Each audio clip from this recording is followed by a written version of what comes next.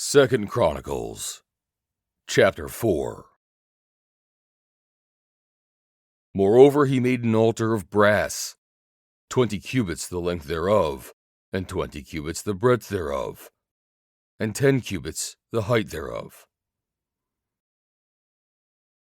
Also he made a molten sea of 10 cubits from brim to brim, round in compass, and 5 cubits the height thereof.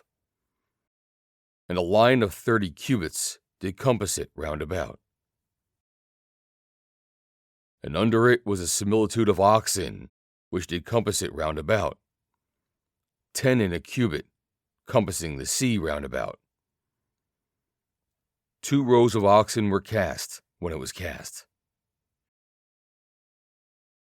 It stood upon 12 oxen, 3 looking toward the north, and 3 looking toward the west, and 3 looking toward the south, and 3 looking toward the east. And the sea was set above upon them, and all their hinder parts were inward. And the thickness of it was a handbreadth, and the brim of it like the work of the brim of a cup, with flowers of lilies. And it received and held 3,000 baths. He also made 10 lavers, and put 5 on the right hand and 5 on the left, to wash in them. Such things as they offered for the burnt offering, they washed in them. But the sea was for the priests to wash in. And he made 10 candlesticks of gold according to their form, and set them in the temple, 5 on the right hand and 5 on the left. He also made 10 tables, and placed them in the temple, 5 on the right side and 5 on the left. And he made 100 basins of gold.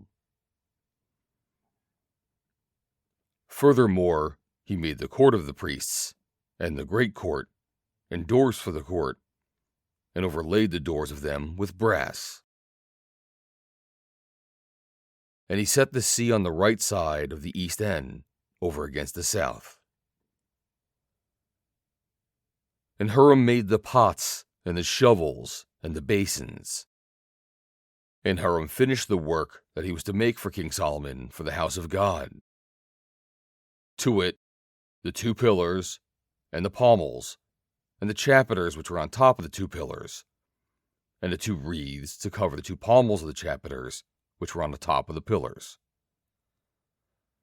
and 400 pomegranates on the 2 wreaths, 2 rows of pomegranates on each wreath, to cover the 2 pommels of the chapiters which were upon the pillars.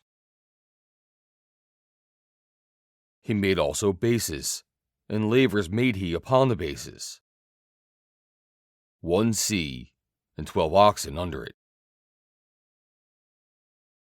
The pots also, and the shovels, and the flesh hooks, and all their instruments, did Hiram his father make to King Solomon for the house of the Lord of bright brass. In the plain of Jordan did the king cast them, in the clay ground between Succoth and Zeradathan. Thus Solomon made all these vessels in great abundance, for the weight of the brass could not be found out.